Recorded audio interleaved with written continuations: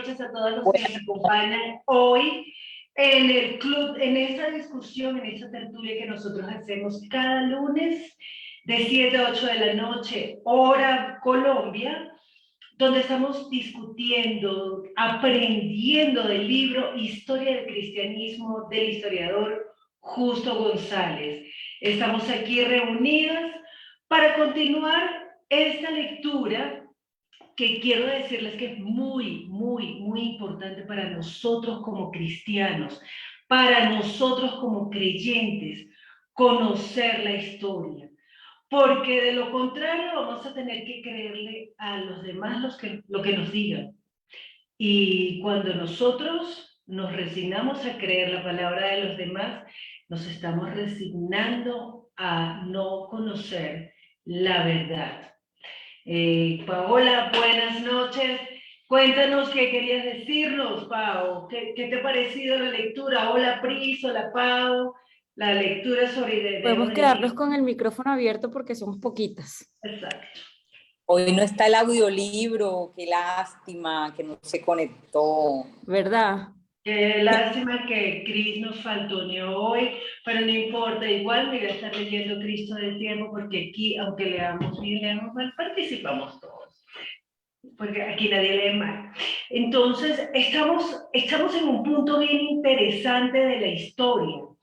Justo González nos ha llevado desde el judaísmo, cómo los primeros cristianos eran judíos, cómo se va adentrando la cultura helénica, mejor dicho, el sistema, el mundo grecorromano, cómo influye en los primeros años del cristianismo, pero ha pasado el martirio, mejor dicho, sigue estando el martirio. Ya pasamos lo que nos contaba Justo González del martirio. Nos contó luego lo que pasa con el gnosticismo y los marcionitas, que son dos corrientes que se levantan dentro del propio cristianismo, que buscan o logran, mejor dicho, desvirtuar la doctrina cristiana, la verdadera doctrina, lo que estaba creyendo la mayoría de las iglesias. Y de allí entonces empieza a articularse algunas herramientas, algunas directrices dentro de la iglesia para guardar la doctrina. El credo cristiano, lo que llama también credo de los apóstoles, el canon, la autoridad de la iglesia. Y todo esto nos lleva ahora a hablar de lo que empiezan a ser los pensadores cristianos.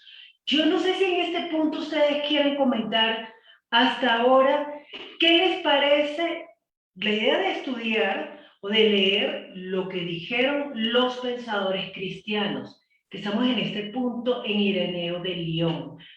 ¿Quién quiere hablar? ¿Quién quiere opinar? Bueno, ay, es que se me olvidó que tenía el micrófono prendido. Bueno, en este punto yo he buscado las obras de los pensadores y son libros súper densos que hay que leérselos con mucha calma, hay que dedicarles un buen tiempo y Justo González logra como echarle una pasadita, como a lo más, extraer como lo más importante como para que al menos uno pudiera tener un contexto breve de lo que pensaba uno u otro o que defendía.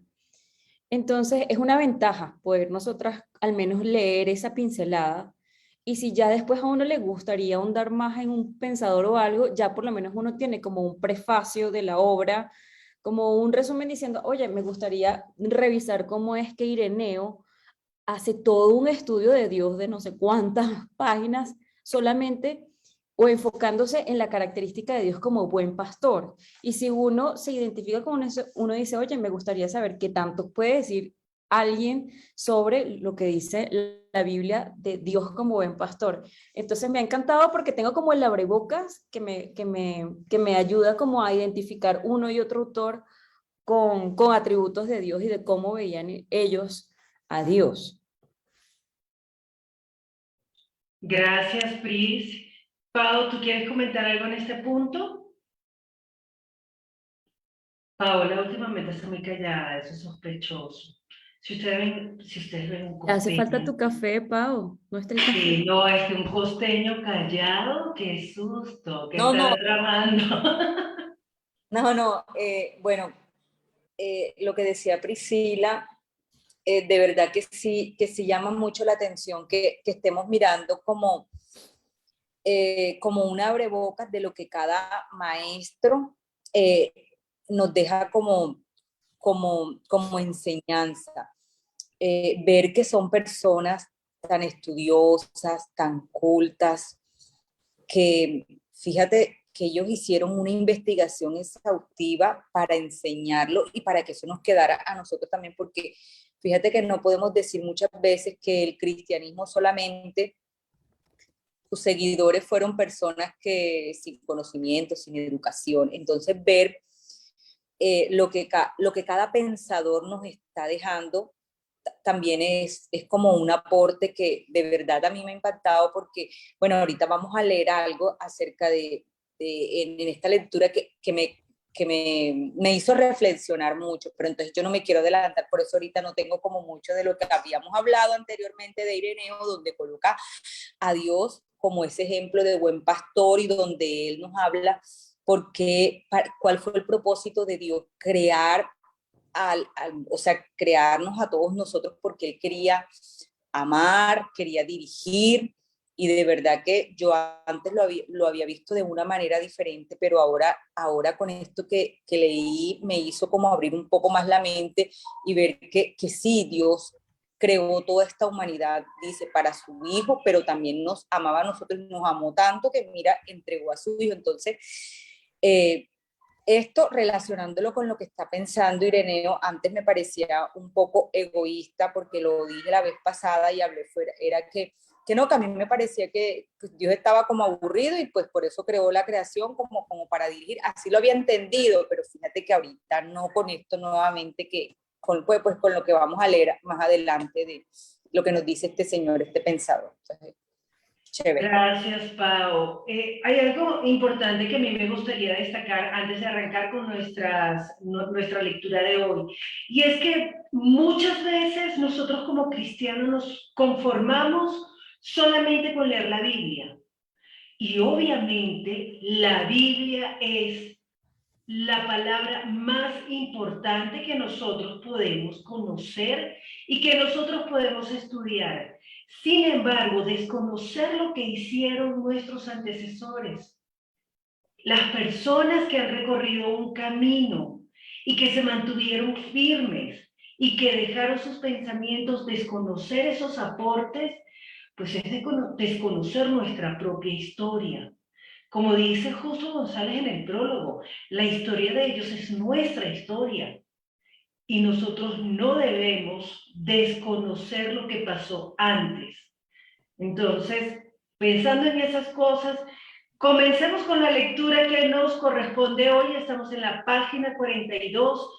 Si alguien quiere opinar desde Facebook, si alguien quiere hacer un comentario, si necesitan el libro, pues pídalo. Si necesita el link y quiere participar en la discusión, puede entrar a la sala y nosotros vamos a estar aquí pendientes de lo que pasa en Facebook. ¿Quién quiere leer? Estamos en la página 42 en el primer párrafo. Pris, ¿quieres darle una De una, leída? página 42, primer párrafo. Dice, el propósito último de Dios es hacernos cada vez más semejantes a Él. Esto no quiere decir que de algún modo nos disolvamos en la divinidad, ni que lleguemos a ser iguales a Dios. Al contrario, Dios se encuentra tan por encima de nosotros que por mucho que crezcamos en nuestra semejanza a Él, siempre nos quedará más camino por andar. ¿Hasta dónde lo leo? Pues no sé si tú tienes algún comentario sobre estas palabras, estas afirmaciones de Justo González sobre la obra de Ireneo de León. Oye, ya ahorita me estoy cuestionando tanto los pensamientos que me saltan cada vez que leo, porque yo con las lecturas, lo que me suele pasar cuando leo un libro cristiano de cualquier tema es que estoy a la defensiva, porque estoy tan acostumbrada a que el hombre ponga palabras en la boca de Dios que Dios no dijo, que en su reinterpretación de lo que Dios está tratando de decir, como que moldeemos o desviemos el mensaje, que siempre estoy leyendo a la defensiva. Entonces, por ejemplo, a la defensiva no, o como muy celosa de lo que estoy recibiendo. Entonces, ahorita cuando estaba leyendo esto decía, pero sí, pero no, porque dice, el propósito último de Dios es hacernos cada vez más semejantes a Él. Su propósito último es hacernos más semejantes a Él. Entonces, todo me lo cuestiono, porque digo, bueno, realmente Él dice que nosotros, o sea, dice la palabra en algún lado que nosotros seremos perfeccionados y estamos siendo perfeccionados. O sea, eso es válido, pensar que Él quiere que cada vez más, y esa es mi oración, al menos personal, yo quiero parecerme cada vez más a ti, yo quiero tener más un corazón como el tuyo. Pero a veces siento que me incomodan algunas cosas de la forma en la que lo dicen. Dice, esto no quiere decir que de algún modo nos disolvamos en la divinidad, estoy de acuerdo, ni que lleguemos a ser iguales a Dios. No seremos iguales a Dios, pero seremos perfeccionados. No sé, yo todavía esa idea no la dijeron. Estoy como, Ok, vale. Me parece muy importante hacer este ejercicio porque finalmente Ireneo de León es un hombre falible, igual que todos nosotros. Eh, a mí me saltaron algunos versículos en la cabeza para debatir lo que Ireneo de León está afirmando, mejor dicho, lo que Justo González está afirmando que dijo Ireneo de León. Y esto es fundamental que nosotros lo entendamos. No tenemos la cita textual de lo que dijo Ireneo de León. Tenemos solamente lo que Justo González entendió, puede ser correcto, puede ser incorrecto, de la escritura, del texto de Ireneo de León. Sin embargo, a mí me salta inmediatamente unos versículos de Juan 17, cuando Jesús le dice, está orando al Padre, y le dice, guárdalos, guárdalos, o sea, yo hasta ahora los he guardado, ahora guárdalos tú, para que ellos sean uno, como tú y yo somos uno, para que sean uno con nosotros. Entonces, ¿a qué se refiere el texto cuando habla de disolvernos en la divinidad? Porque dijo Jesús que vamos a ser uno con el Padre. Entonces, y no sé, complicado tratar de preguntarle a Ireneo de León qué significa disolverse en la divinidad. Pau, no sé si quieres comentar algo en este punto. Yo la verdad no entendí ni papa ahí en ese tema de la divinidad. O sea, yo entiendo, él está haciendo un comentario y habla acerca de que, bueno, seremos perfeccionados, que no podamos hacer iguales a Dios. Y siempre recuerdo las palabras del Señor Jesús, ¿verdad?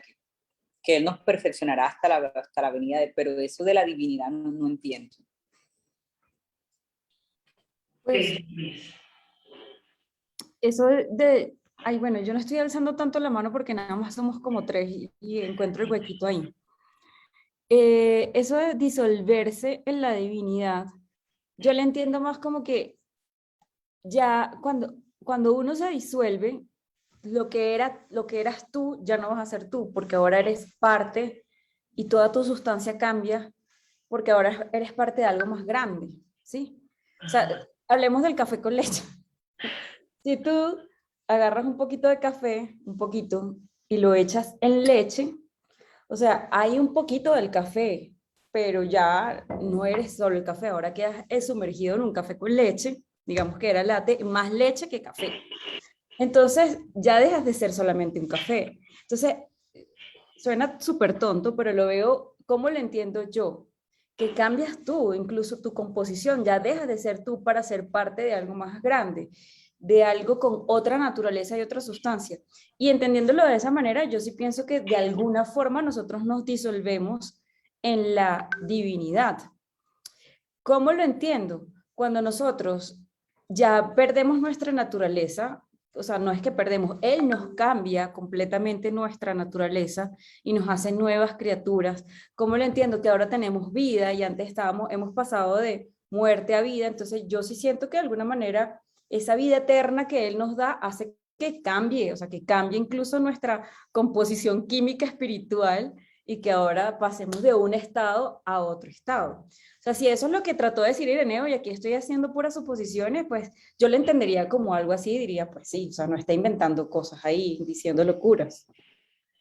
Sí, es un poco complicado porque yo veo que la primera afirmación, el propósito último de Dios es hacernos cada vez más semejantes a Él. En mi cerebro inmediatamente aparece el versículo, hizo Dios al hombre a su imagen, a su semejanza, entonces, ¿cómo así? Si ese ¿Cómo era el así? debate que teníamos la vez pasada, porque él hizo al hombre y a la mujer los hizo buenos y bueno en gran manera desde el comienzo. El problema fue después, que el hombre y la mujer tomaron su decisión de apartarse de Dios y ahí ya pues no fuimos, todavía somos aptos para su propósito, somos buenos para el propósito para el que él nos creó, pero de alguna manera sí también hay una madurez, hay un proceso de maduración después. Entonces, no sé, o sea, pienso que el hombre inicial que era Adán y Eva eran buenos hasta que tomaron sus decisiones de apartarse de Dios.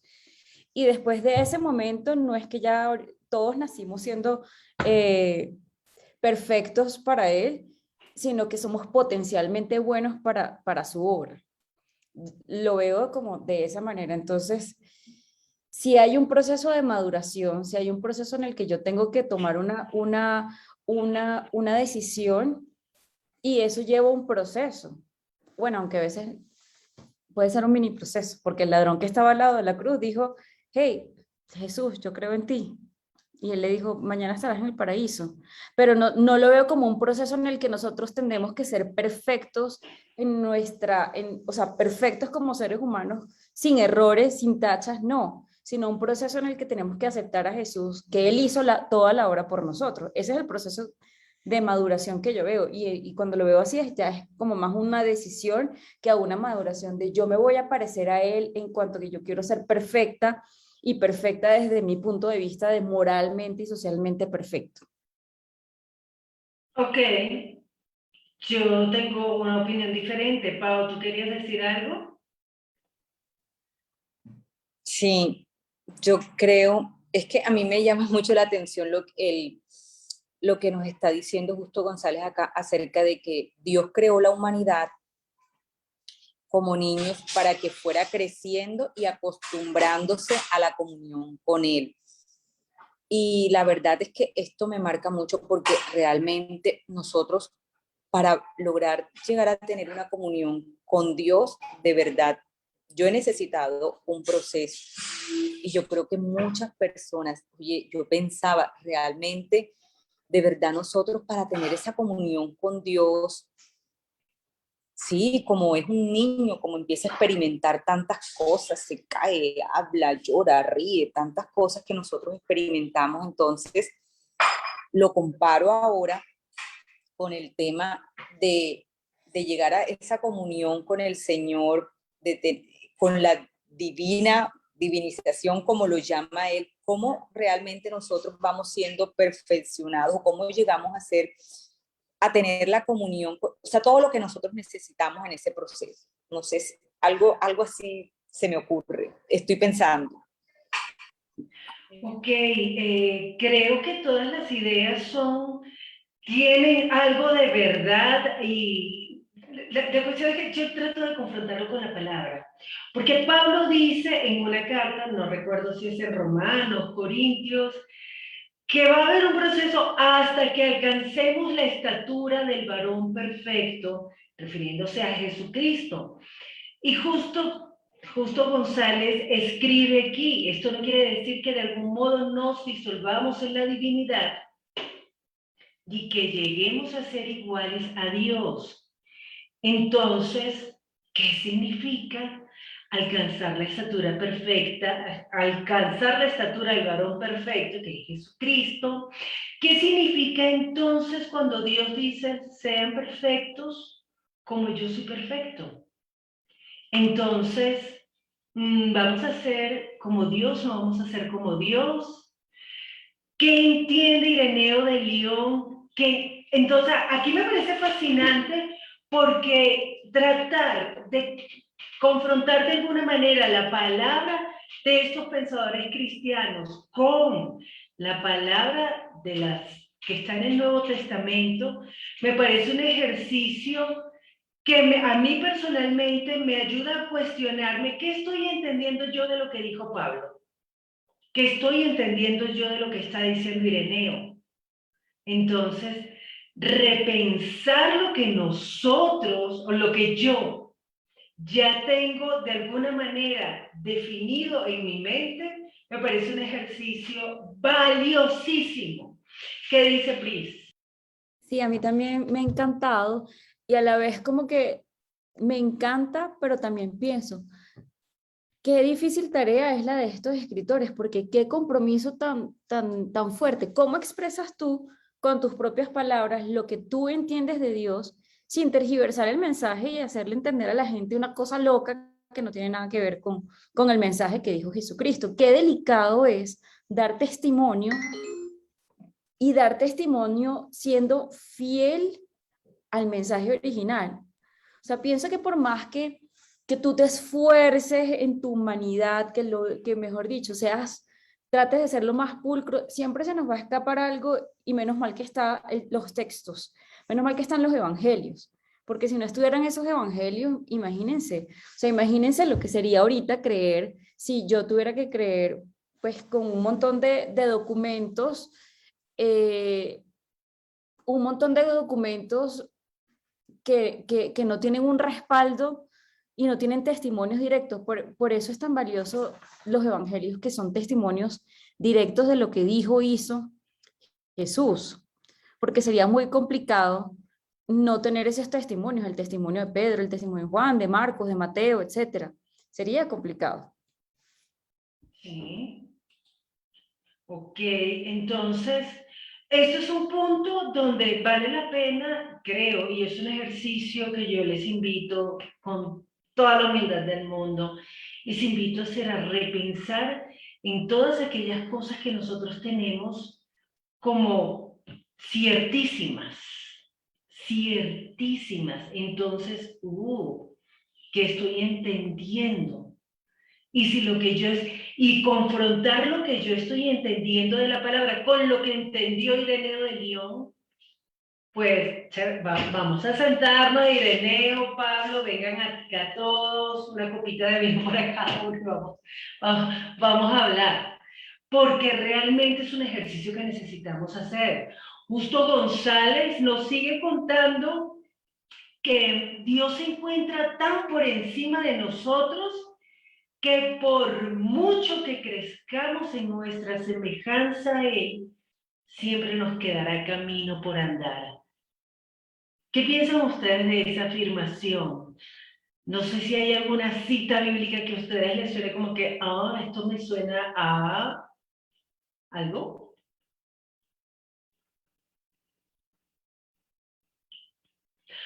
A mí me recordó One More Time, Juan 17:3, y esta es la vida eterna, que te estén conociendo a ti, el único Dios verdadero, y a Jesucristo a quien has enviado. Entonces, como esa palabra conocer, es tener comunión, no es conocer de, mucho gusto, encantado, qué rico, nos vemos. Entonces, me parece que sí tiene un fundamento escritural esto que está diciendo Ireneo de León. No sé qué piensan ustedes.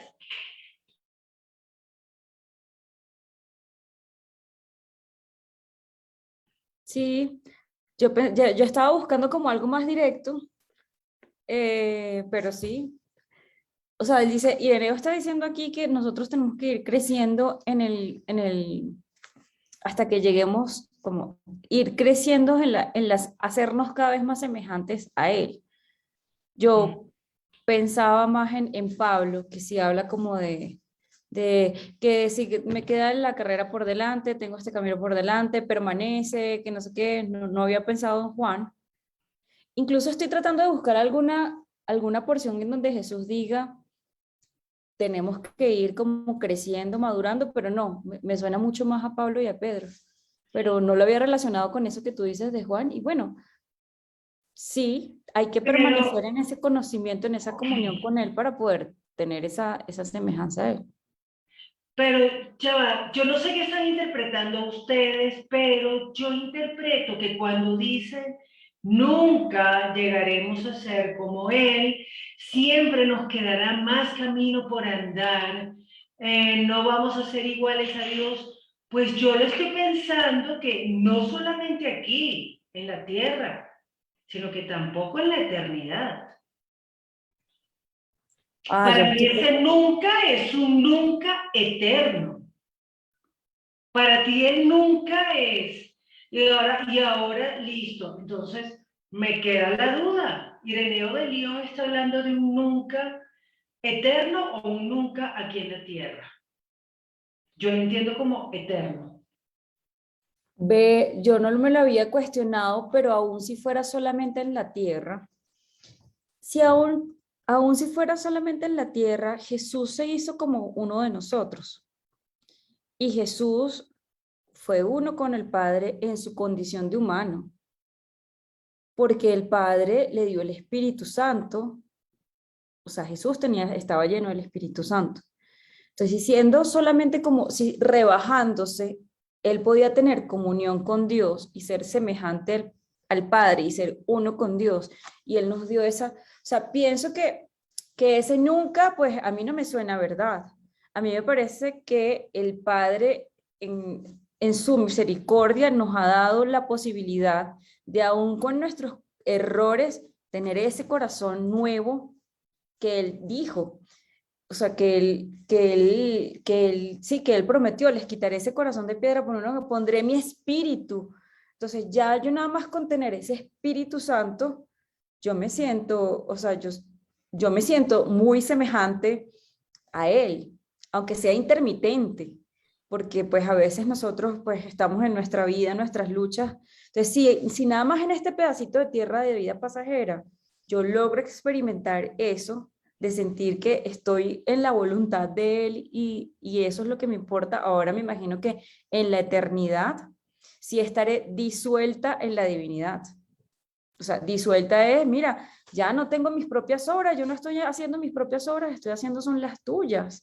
Estoy en ti, esperando en ti, por ti. O sea, yo fui hecha por Él y para Él. Entonces no lo veo, ese nunca como que, no sé, me suena como que Él lo está viendo, lo estoy interpretando como que Él lo ve como un imposible, como si dependiera de nuestras fuerzas, y es que no es por mis fuerzas, es que Él me hace como Él. No sé, o, no, o de repente yo estoy como interpretando otra cosa, no sé. Listo, igual para eso es este espacio, para que nosotros Sí, nos hagamos preguntas y exacto. aprendamos de las preguntas que se hicieron otros. Pau, ¿tú quisieras comentar algo o avanzamos con la lectura? ¿Avanzamos? Entonces lee, Pau. Bueno, dice, pero uno de los ángeles, Satanás, sintió celos del destino tan elevado que Dios reservaba para la criatura humana y por tanto tentó e hizo pecar a Adán y Eva. Como resultado del pecado, la criatura humana fue expulsada del paraíso y su crecimiento quedó torcido. Por lo tanto, la historia tal como se ha desarrollado es resultado del pecado. Pero si bien el contenido concreto de la historia de la humanidad es resultado del pecado, el hecho de que haya historia no lo es. Dios siempre tuvo el propósito de que hubiera historia. El paraíso no era sino el punto de partida en los propósitos de Dios para con la humanidad. Sigo leyendo o paro Depende, ahí. ¿tienes algún comentario sobre esto? ¿Alguien tiene algún comentario sobre esto? Sobre lo que... ¿No? Ay, yo No. sí, yo soy cansona, perdónenme. Ok, ahí, dado que esto es algo que se supone que escribió Ireneo de León, que es uno de los principales pensadores cristianos, pues yo comienzo a debatirme. Dice que uno de los ángeles, Satanás, sintió celos del destino tan elevado que Dios reservaba a la humanidad. Entonces yo pienso en la profecía de Isaías 14, cuando dice Dios, y tú lucero de la mañana, estaba vestido de tanta gloria que tenía, pero no solamente lo dice Isaías, lo dice también la carta de Judas, no es Judas Iscariote, por si acaso, que dice que Satanás y sus ángeles prácticamente lo que hicieron fue desconocer la autoridad, el nivel de autoridad que se les había dado. Yo creo que Satanás no tuvo celos de la humanidad, sino celos del ángel de Jehová. Tienes No razón. obstante, voy a usar la jerga de Ireneo. Empero, eso es lo que yo he aprendido. Sí, ¿Será sí, cierto así o eso es lo que yo estoy de recuerdo? acuerdo. En la Ajá. Biblia en ningún lado dice que Satanás tenía envidia de la humanidad. O sea, o sea, cuando se habla en la Biblia como del tema de Satanás, todavía ni siquiera estaba la humanidad. No existía. O sea, estaba él y los ángeles y todo. Y Adán y Eva no estaban ahí en esa historia, ni Satanás sabía cuál era el plan, o por lo menos no dice la Biblia que Satanás sabía cuál era el plan de Dios con la humanidad. Y entonces que eso fue lo que le produjo celos. Sí, de acuerdo. Ahí como que... Y me parece peligrosísimo, porque eso es algo que yo he escuchado muchas veces. Yo he escuchado a la gente repetir eso, ya sé de dónde salió eso, esa doctrina. Entonces, me quedé revisando dónde hay algo en la Biblia. Por favor, si usted nos está acompañando, si usted está viendo este video y recuerda algún pasaje bíblico que sustente eso que está diciendo Ireneo de León, le rogamos, compártalo. Porque precisamente, pilas, a uno le empiezan a surgir los versículos en la cabeza que a uno le han enseñado, esto se sustenta así. Entonces, creo que es interesante cuestionarse este punto, porque hasta donde yo recuerdo, no hay sustento bíblico para este cuento. Sin embargo, hay algo que me gustó mucho de este párrafo que dice, por lo tanto, la historia, tal como se ha desarrollado, es resultado del pecado. A mí no me cabe la menor duda. De hecho, ya estaba desde antes de la fundación del mundo, la sangre del Cordero estaba destinada para pagar por el pecado. Pero si bien el contenido concreto de la historia de la humanidad es resultado del pecado, el hecho de que haya historia no lo es. Dios siempre tuvo el propósito de que hubiera historia. El paraíso no era sino el punto de partida en los propósitos de Dios para con la humanidad. Eso a mí me pareció hermoso. Hay un punto de partida. Entonces, a mí eso me hace pensar sobre arriba las doctrinas que dicen que lo mejor era el paraíso, el jardín del Edén, cuando en realidad no, eso era apenas el comienzo de la historia. No sé si alguien quiere comentar algo más en este punto o avanzamos. Seguimos, sí, paramos. No. Avancemos entonces, Pris. Listo. Ok. Lo mismo puede decirse con respecto a la encarnación de Dios en Jesucristo. La encarnación no es el resultado del pecado humano. Al contrario, desde un principio Dios tenía el propósito de unirse a la humanidad como lo ha hecho en Jesucristo. De hecho, el Verbo encarnado fue el modelo que Dios utilizó al crear al ser humano según su imagen y semejanza. Adán y Eva fueron creados para que, tras un proceso de crecimiento e instrucción, llegaran a ser como el verbo que habría de encarnarse. Por razón del pecado, lo que ha sucedido es que la encarnación ha tomado otro propósito y ha venido a ser también remedio contra el pecado y medio para la derrota de Satanás. ¿Comentarios? ¡Pau! Bueno, a mí sí me llamó mucho la atención la palabra que él usa acá de encarnación, de que Dios encarnó en Jesucristo, y yo lo relaciono mucho con la reencarnación. Y pues como en la Biblia no habla de reencarnación, sino habla de resurrección, entonces esa palabra ahí sí me dejó un poquito, o sea, que no sé qué significa eso. Yo entiendo, Pau, que el verbo se hizo carne, o sea, se encarnó. Eso es lo que yo entiendo por encarnación.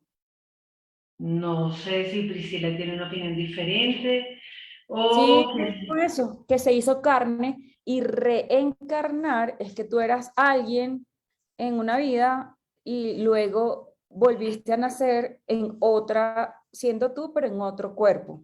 Pero encarnar es que tú te volviste carne, pero ya eres tú, o sea, no es que saliste en otro cuerpo y vas mutando, vas como naciendo en diferentes cuerpos a través de los años, no. ok, ¿hay algo más que les parezca interesante de este párrafo? Bueno, yo sí. A mí sí, sí me gustaría comentar algunas cosas, porque estamos hablando del propósito de la creación del ser humano y estoy de acuerdo que la encarnación no es el resultado del pecado humano.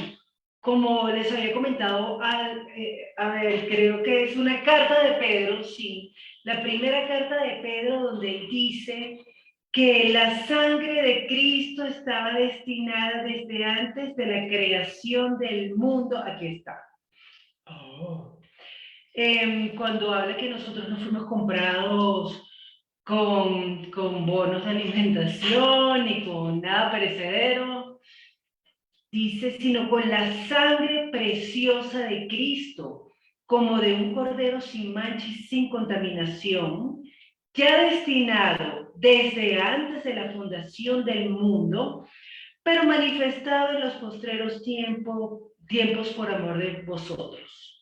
Entonces, sí, efectivamente, como le está diciendo Ireneo, ya la sangre, ya el cordero estaba destinado.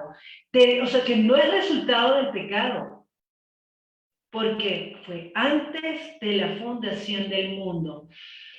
Sin embargo, bueno, dice, de hecho, el verbo encarnado fue el modelo que Dios utilizó al crear al ser humano según su imagen y semejanza.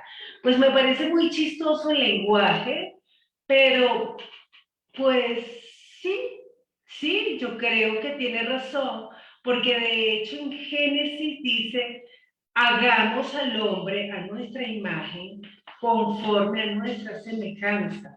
¿Estoy en lo correcto? Entonces, ajá. Entonces, sí, versículo 26 de Génesis 1. Entonces dijo Dios, hagamos al hombre a nuestra imagen, conforme a nuestra semejanza. Allí, ¿con quién estaba hablando Dios? ¿No sería con el verbo? ¿Qué dice Pris? No, y eso además es súper importante como que tenerlo esclarecido, porque lo que yo escucho es que la gente dice, pues, ¿para qué Dios hizo al hombre? O sea, ¿para qué hizo que nosotros fuéramos así? Ya sabía que íbamos a ser así, ¿para qué nos hizo? Si ya sabía que yo me iba a desviar, ¿para qué me hizo? Y luego para echarme en el infierno, o sea, Dios, ¿qué es eso? Es un psicópata, un loco, un no sé qué. Y, y el tema es que a veces creemos que es que Dios hizo al hombre, las cosas le salieron de las manos y entonces mandó a Jesús para arreglar el vómito que había hecho. Perdón que lo diga así, pero es que yo he escuchado literal eso. Sí, más o menos, hay O sea, cosas así de locas. como que el plan B fue Jesús para organizar ese desorden y que, bueno, tengamos ahí una oportunidad. Soy tan misericordioso que les doy la oportunidad de redimirse, después de haberlos hecho ustedes todos chuecos. Pero entender que ya Jesús estaba, o sea, que ya Jesús estaba antes de siquiera pensar en nosotros como humanidad, que no fue el plan B de redención, le hace a uno entender que el mundo no gira alrededor de uno. Eso a mí me hizo entender eso. O sea, como que Dios no hizo el mundo para mí y por mí, y primero era yo, y entonces no, primero estaba Jesús. Y él siempre, o sea, él siempre, su plan con el hombre de hacernos a imagen y semejanza de Jesús. O sea, ya nada más pensar en eso es demasiada misericordia, que Dios haya hecho una especie en específico a su imagen y semejanza es como, o sea, wow, no sé, como que yo digo, no me lo merezco, pues. Gracias, Pris. Pau, ¿tú quieres comentar algo? Ok, aquí hay algo que también me llama la atención. Esta frase que dice, Adán y Eva fueron creados para que tras un proceso de crecimiento e instrucción llegaran a ser como el verbo que habría de encarnarse.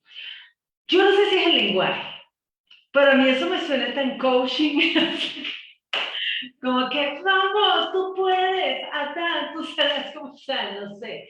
Tras un proceso de crecimiento e instrucción, el lenguaje me cuesta. Sin embargo, a lo largo de la historia que se narra en el Antiguo Testamento, uno va viendo que efectivamente, dentro del pueblo elegido, dentro de la humanidad, hubo un proceso de crecimiento e instrucción.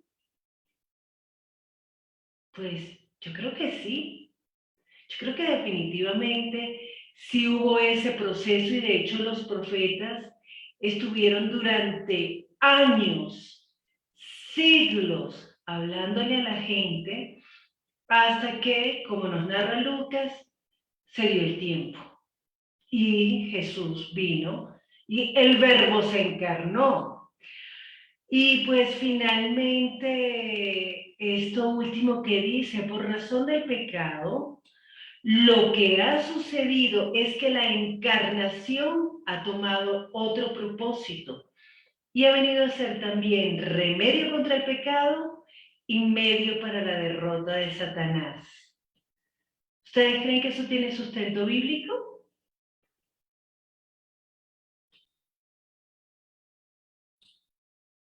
Yo no. ¿Qué dice Pau? Pau, sí.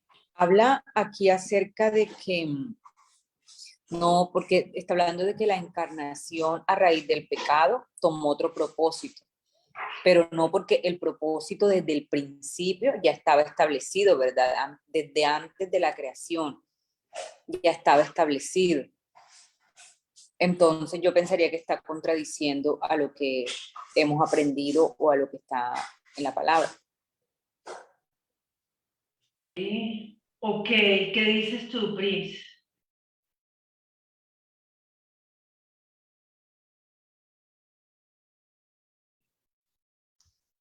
Si yo entiendo lo que dice, es que dice que esa palabra, ese verbo, lo que pasa es que lo que yo leo en Juan no tiene mucho sentido con lo que dice acá. O sea, que Dios se hizo verbo, pero después entonces por el pecado ya el propósito se desvirtuó.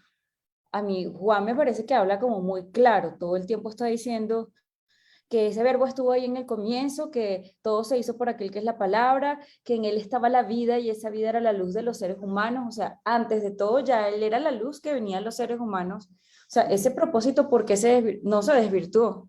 Ese propósito, desde antes de la fundación del mundo y después de la fundación del mundo, él era la luz que venía a la salvación, para darle salvación o para ser la luz de este mundo. Entonces, no entiendo, no sé, porque ahí sí yo veo que lo que yo veo no concuerda con eso de que al principio Jesús tenía un propósito diferente o Dios tenía un propósito distinto para encarnarse. Todo lo contrario, yo veo que desde antes de la fundación del mundo, como dice Pau, ya estaba todo listo. Pues yo veo que primero pilas porque no dice desvirtuó, sino tomó otro propósito. Es Otro. un propósito adicional. No, yo entiendo no adicional. O sea, yo entiendo como que si tú tienes este propósito, pero ahora yo tomo otro y dejo este. ¿No lo entiendes así?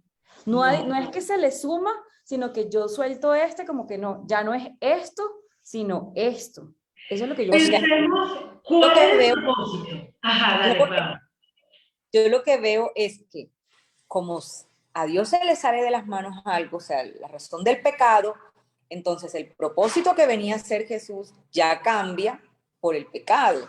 Eso es lo que yo entendí también. Yo también lo entiendo así. Entonces, bueno, ahora viene otro propósito, viene a salvarnos y a perdonarnos de ese pecado que inicialmente, pero parece ser que aquí está hablando de que él viniera con otro propósito, pero no sabemos cuál es ese otro propósito. ¿Y O si podría, el hombre no hubiera o pecado? viene analizando desde antes, diciendo que Dios quería amar, que nos había creado porque nos quería amar, nos quería dirigir como un buen pastor, pero como el hombre pecó, entonces se salió del propósito de toda esta cosa y viene Jesús encarnado, perdón, a cumplir otro propósito, el salvar. ¿Y si el hombre no hubiera pecado? Si Adán y Eva no pecan. Ya, ¿para Sería el qué? mismo propósito. Si Adán y Eva hubiesen obedecido, hubiesen tenido la vida eterna junto con Jesús, tendrían todas las cosas que como humanidad que en ese estado perdimos al a arrojarnos a las tinieblas. No estaríamos con la paz que sobrepasa todo entendimiento que nos las da Él, Jesús, Dios, que nos las da Él, tendríamos la vida eterna, tendríamos la comunión todo el tiempo, no intermitente como ahora. O sea, yo no le veo, o sea, sería el mismo propósito, porque para eso vino Jesús, para que tuviéramos comunión con el Padre, pero si no hubiésemos perdido eso, también le estaría para tener igualito la misma comunión con el Padre. O sea, yo no veo como que cambio de plan, yo veo que el plan era igual, pero ahora va a ser para algunos, los que tomen la decisión de continuar con ese plan original, porque él quería que todos, pero desafortunadamente todos no van a tomar esa decisión, solamente algunos. Entonces yo veo que está el mismo propósito, pero ahora no Se le todos. suma otro propósito. Se le suma. Fíjense algo, yo no sé si estoy siendo que he sido muy adoctrinada. Estoy así como un buey cargando un yugo doctrinal. Pero el propósito de Dios al rebajarse no es que el Hijo le dé gloria al Padre. Ese no es el propósito principal. Entonces, listo, al darle gloria al Padre, ya se cumpliría el propósito de la encarnación del Verbo. No Al hombre cambia, sigue pecar, siendo ese. exacto, al hombre pecar, no hay ningún problema. Entonces, no solamente voy a morir para darle gloria al Padre, sino ahora voy a morir también para que los pecados de la humanidad sean redimidos. Pero no nos estamos contradiciendo. O sea, estoy de acuerdo contigo. Lo que está diciendo Pau, que yo la entiendo, no es que él cambió su plan. ¿Cómo me refiero? O sea, sí, si el propósito original es darle la gloria al Padre, después de que nosotros pecamos, él siguió dándole la gloria al Padre. No es que él dijo, ya no va a ser darle la gloria al Padre, sino, no sé, hacer una arepa. Perdón que no se me ocurre más nada. No, o sea, él no dijo, ay, el propósito era darle la gloria al Padre, pero como la humanidad pecó, entonces ahora el propósito va a ser una arepa. Dijo, va a seguir siendo darle la gloria al Padre y se le suma, como tú estás diciendo, ahora esto. Estoy de acuerdo. Lo que no estoy de acuerdo, o lo que yo entiendo que dice Ireneo es que él cambia, o sea, que él deja de tener el propósito de darle la gloria al Padre. Ya ese no es el propósito, sino que ahora es otro. O sea, yo ahí estoy de acuerdo con Emma Paola, eh, en el sentido que él lo expresa como que si ya el propósito de darle la gloria al Padre no fuera, y tú lo estás interpretando como no, sigue siendo darle la gloria al Padre y se le suma otro más. Y en ese también me parece que es válido. Listo, entonces estamos, aquí es un simple desacuerdo en cuanto a la interpretación de ese otro propósito.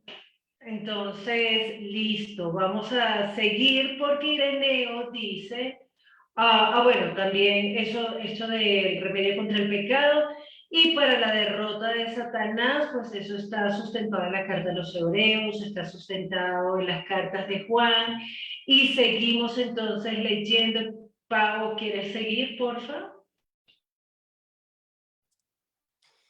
Aún antes de la encarnación y desde el momento mismo del primer pecado, Dios ha estado dirigiendo a la humanidad hacia una comunión más íntima con Él.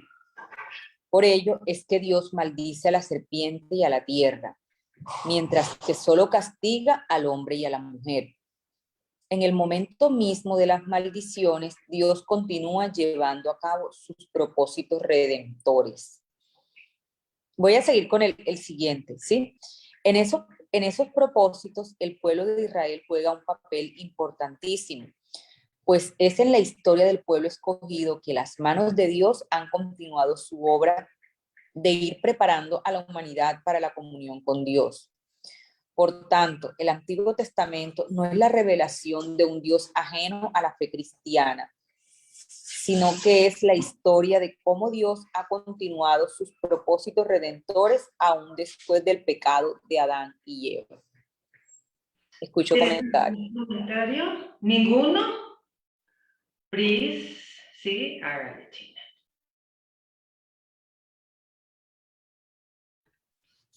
Pues esto lo que me dan ganas es como de leer qué fue lo que dijo Irene, porque, porque leer el resumen de lo que dice Justo, que piensa él, que es lo que dijo Ireneo, me siento sucia. O sea, siento como que no te estoy conociendo de verdad, no te doy chance de conocerte y ya te estoy criticando lo que me estás diciendo, sin saber Mira, realmente lo ya que va, fuiste. pero gracias por ese comentario, Pris, porque recordemos que esto es una tertulia, una discusión sobre el libro de Justo González, Exacto. y así que es válido, no te sientas sucia.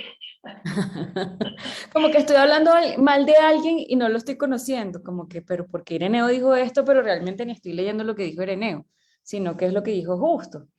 Entonces, mis comentarios aquí es eh, que dice me voy al segundo párrafo, que en sus propósitos, por tanto, el Antiguo Testamento no es la revelación de un Dios ajeno a la fe cristiana, sino que es la historia de cómo Dios ha continuado sus propósitos redentores aún después del pecado de Adán y Eva.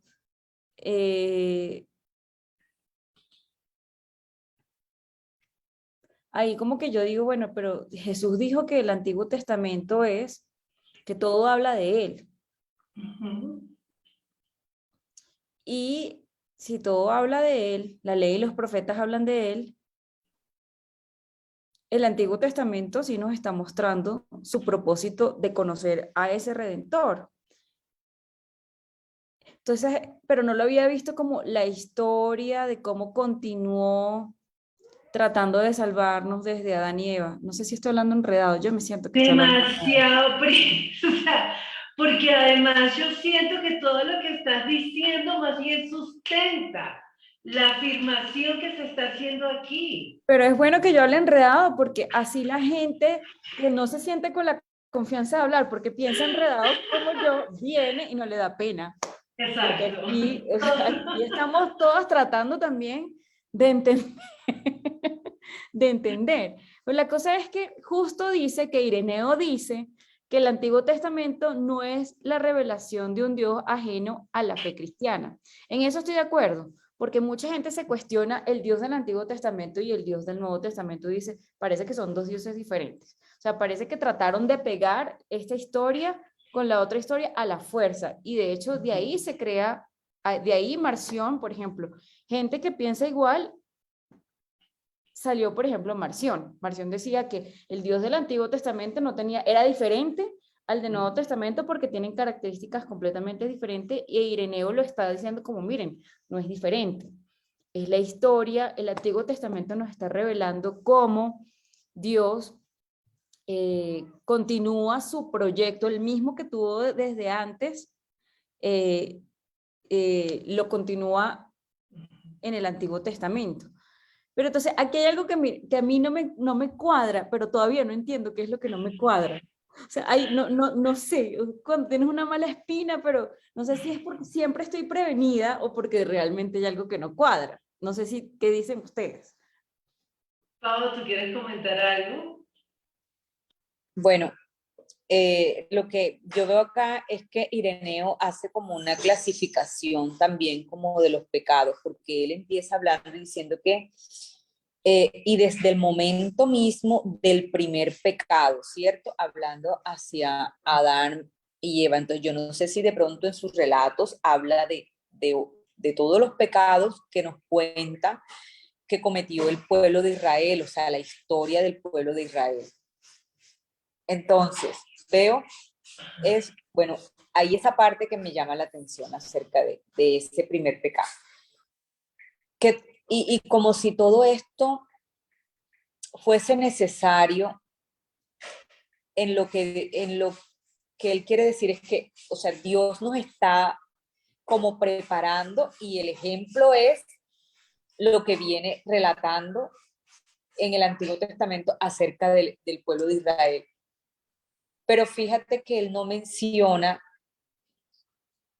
es que es como si hablara de, está preparando, pero no, porque ahí se están cumpliendo los propósitos del Señor, pero no habla de que en todo eso que nos está relatando el Antiguo Testamento, esté hablando de que, como, no, como hemos aprendido a mirar, que siempre está hablando de Jesús, sino más bien como hablando acerca de nosotros, de nuestra relación con Dios.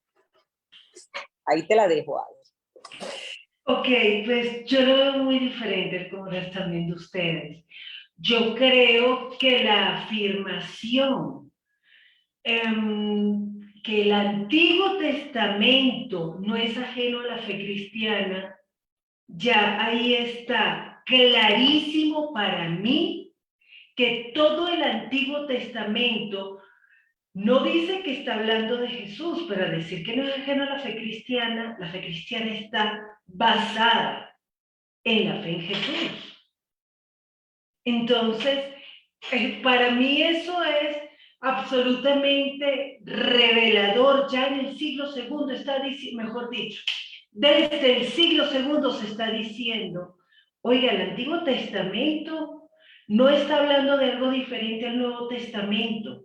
El Antiguo Testamento es cristiano, porque muchas veces nosotros podemos llegar a pensar que el Antiguo Testamento es judío, el Nuevo Testamento es cristiano, son dos cosas diferentes.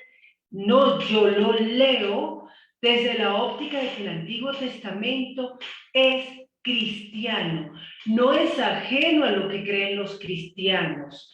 Todo lo contrario, es el mismo Dios, es la misma creencia, es la misma fe. Priscila, habla tú antes de que yo me encadene. Sí, es que alguien nos escribió en el club de lectura que se llama Iván. Iván, estás súper bienvenido a participar acá porque es mucho más interesante escucharlo que leerlo. Iván pone, hola, buenas noches. Recordemos que Dios es atemporal, omnisciente. Esto quiere decir que puede moverse en el tiempo a voluntad. No existe pasado, no existe futuro. Desde la creación del hombre ya sabía cuál sería el resultado del ser humano, pecar. Así que siempre fue el plan que Jesús muriera por el humano, nunca se salió de control. Y dice Otro ejemplo más contemporáneo, cuando Jesús elige a los apóstoles Pedro, Judas, ya sabía que Judas lo traicionaría, ya sabía que Pedro le negaría, aún así tenía planes para Pedro, nunca sorprendió a Jesús. Yo ahí como que hice ruido, Iván, porque estoy de acuerdo en que el propósito de Dios no se salió de control. O sea, en eso estoy de acuerdo, es lo que justamente estábamos contando acá, que no es que ahí se me salió de control la humanidad, tengo el plan para reponer, remendar lo que hice, pero que Jesús ya sabía que era Judas el que lo iba a traicionar desde antemano, como si Judas no tuviera otro remedio que traicionarlo, como si ya Judas hubiese sido creado para cumplir el rol de traicionarlo específicamente. Ahí sí que no estoy de acuerdo porque entonces como que todos fuimos predestinados para cumplir el rol que tenemos y todos, o sea, yo fui predestinada para que me salvara y el otro predestinado para que se muera y no tenemos ninguna opción y somos simplemente un muñequito en la obra de teatro que ya tiene un rol establecido. Ahí sí pues para mí no tendría sentido entonces, ¿por qué Dios dijo que Él no quiere que ninguno se pierda, más que todos tengan la vida eterna? Y que entonces vayamos y prediquemos, y que nosotros te di el mal y el bien, entonces escoge el bien para que, entonces, ahí sí que no creo que ahí sí que no estoy como de acuerdo, no creo que eso haya sido lo que Ireneo haya querido decir. Que ya todo estaba predestinado para que fuera y pues no se salió de control porque Jesucristo. Pero por eso mismo, Iván, como no sé si te estoy leyendo bien o no, pues te invito para que vengas acá y pues debatas con nosotros lo que todos estamos tratando de entender de Ireneo a través de Justo. Gracias, Cris. Gracias, Cristian, por el comentario. Y hablando de salir de control, esto se nos salió de control. Ya son las 8:02 de la noche. Nos pasamos y no terminamos de cerrar. Podemos continuar esta conversación. La próxima semana están todos invitados. El Antiguo Testamento, ¿es cristiano o no es cristiano? Ireneo dice que sí. Vamos a continuar entonces esta conversación el próximo lunes. Un abrazo muy grande a todos.